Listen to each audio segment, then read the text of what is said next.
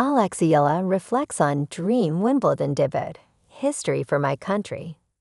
Filipino tennis star Alex Eala marked a significant milestone in her career this week as she made her Wimbledon main draw debut on the prestigious center court, where she faced defending champion Barbora Krejcikova in the tournament's opening round.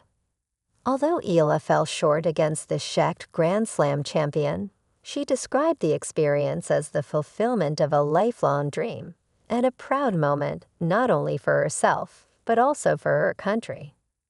Couldn't have asked for a better debut. That match was special in more ways than one. To be able to fulfill a childhood dream and be part of something bigger than myself, history for my country, Eala shared in an Instagram post. She also congratulated Krejcikova and expressed her gratitude, saying it was an honor to share the court with her. Eala's Wimbledon appearance comes on the heels of her impressive performance at the Eastbourne Open, where she reached the final and finished as runner-up to Australia's Maya Joint. The result propelled her to a career-high Women's Tennis Association (WTA) ranking of No. 56.